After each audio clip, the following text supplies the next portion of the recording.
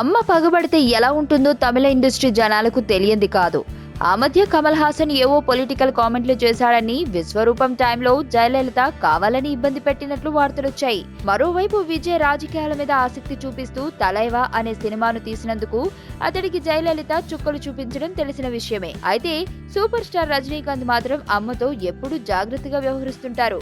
ఈ మధ్య అమ్మ జైలు నుంచి బయటకు వస్తే ఆమెను కలిసి శుభాకాంక్షలు చెప్పడం, ఎన్నికల్లో విజయం సాధించినప్పుడు కూడా వ్యక్తిగతంగా కలిసి అభినందనలు చెప్పడం ఇందుకు ఉదాహరణ. ఇక ఎప్పటి నుంచో రజనీ రాజకీయ రంగ ప్రవేశం గురించి చాలా చర్చలు నడుస్తోంది. కానీ రజనీ దాని గురించి ఎటూ తేల్చకుండా నాంచుతూ వస్తున్నాడు. కబాలి సినిమా చూస్తున్నప్పుడు అంతర్లీనంగా రజనీ రాజకీయ ఉద్దేశాల గురించి డిస్కషన్ చేసిన విషయం అర్థమవుతుంది. బడుగు బలహీన వర్గాల నాయకుడిగా రజనీని ప్రొజెక్ట్ చేయడం కోసం రంజిత్ చేసిన ప్రయత్నమే కబాలి సినిమా అన్న అభిప్రాయాలు వ్యక్తమవుతున్నాయి. సినిమాలో అక్కడక్కడ కొన్ని పొలిటికల్ డైలాగులు కూడా ఉన్నాయి. ముఖ్యంగా క్లైమాక్స్ లో రజనీ చెప్పే ఓ డైలాగ్ ఆసక్తిని రేకెత్తిస్తుంది. రాజ్యమేదైనా రాజు నేనే అంటాడు రజనీ క్లైమాక్స్ లో. దానికి ముందు విలన్ రజనీ స్థాయిని కించపరుస్తూ మాట్లాడతాడు. ఇదంతా తమిళనాట రాబోయే రాజకీయ వాతావరణానికి సంకేతమని చర్చించుకుంటున్నారు అక్కడి జనాలు.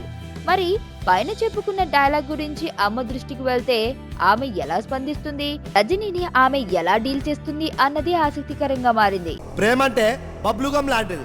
ఫస్ట్ తీయ ఉంటది, తర్వాత సప్పగా అవుతుంది.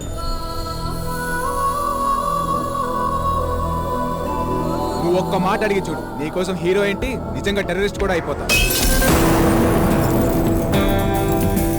అదే దోస్తాననుకో చాక్లెట్ లెక్క తిన్నంతసేపు తీయ ఉంటది.